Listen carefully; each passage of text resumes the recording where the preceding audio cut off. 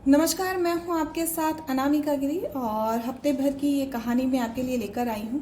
ये कहानी है मेंढकों की। 5 मेंढक थे जो दोस्त हैं और वो किसी जंगल में घूमते फिरते मस्ती करते हुए जा रहे थे। तो जब वो जंगल से जा रहे थे तो अचानक ही उनके 3 दोस्त जो थे वो किसी गड्ढे में गिर गए। गड्ढे में इसलिए गिर गए क्योंकि वो 3 आगे चल रहे थे और उनको दिखा नहीं कि पत्तों से ढका हुआ जो रास्ता है उसके आगे गड्ढा भी हो सकता है। 2 दोस्त पीछे हट गए इसलिए वो बच गए। अब जो 2 दोस्त बाहर थे वो मदद के लिए चिल्ला रहे थे कि बाहर निकलो बाहर निकलो। उनको भी बोल रहे थे कोशिश करो कोशिश करो। उन लोगों ने बहुत कोशिश की पर जो तीनों मेंढक थे वो अपनी कोशिश करके एकदम थक से गए थे और वो जो कोशिश कर रहे थे उनको लग नहीं रहा था, जो मेंढक बाहर थे उनको लग नहीं रहा था कि ये वापस आएंगे।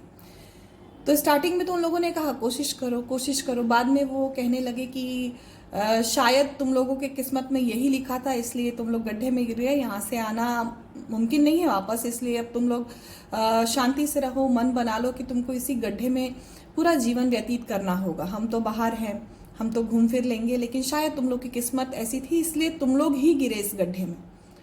अब ये बात सुन के मेंढक बेचैन हो रहे थे, वो और कोशिश कर रहे थे। ऐसे पहले मेंढक ने पूरी कोशिश की, थक गया। दूसरे मेंढक ने पूरी कोशिश की, तीसरे मेंढक ने पूरी कोशिश की। बाद में उनको यकीन होने लगा, जब वो ऊपर से आवाज़ सुनने लगे कि बस करो, रहने दो, नहीं हो पाएगा नहीं हो पाएगा, तो उनको यकीन होने लगा कि शायद हम बाहर नहीं निकल पाएंगे।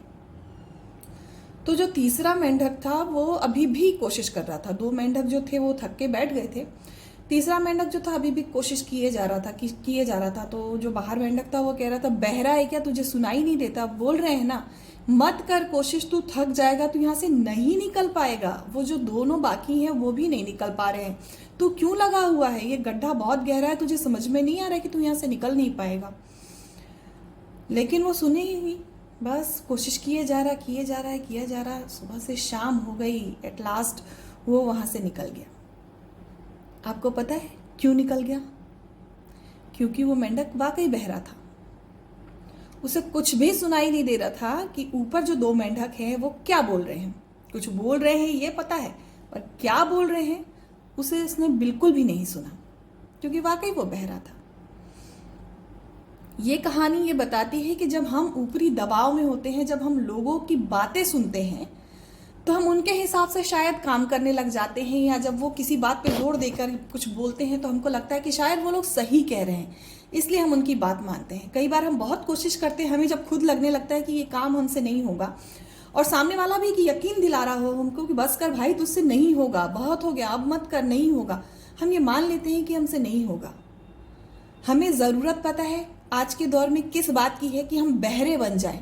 यदि हमें वो काम करना है तो हमें वो काम करना है, हम उसके लिए बहरे बन जाएं, क्योंकि हमने डिसाइड किया है कि हमें वो काम करना है। कोई और ये बिल्कुल डिसाइड नहीं कर सकता कि हमें वो काम करना है या नहीं करना है।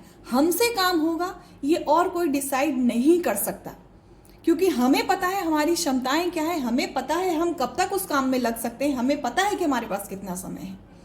इसलिए यदि आपको लाइफ में कुछ करना है, अपनी जीवन में कुछ करना है, अपनी पढ़ाई में कुछ करना है, अपने टारगेट को लेके कुछ करना है, अपने मिशन को लेके कुछ करना है, कुछ भी करना है, यदि आपने ठाना है कि आपको कुछ करना है तो आपको बहरा बनना पड़ेगा। जो बहरा बनेगा वही सक्सेसफुल होगा। आज का ये दौर ही नहीं है कि हम इस बात का हिसाब किताब करें कि किसने क्या कहा, और वाकई ये कह के कोई फायदा भी नहीं है। जिसने जो कहा उसको कहने दीजिए। आप यदि बहरे हैं तो सिर्फ आप अपने मन की बात सुनेंगे। इसलिए ये बहुत ज़रूरी है कि आप सिर्फ और सिर्फ अपनी बात को सुने, अपने मन की बात को सुने और बस लगे रहें और अपना काम करते रहें।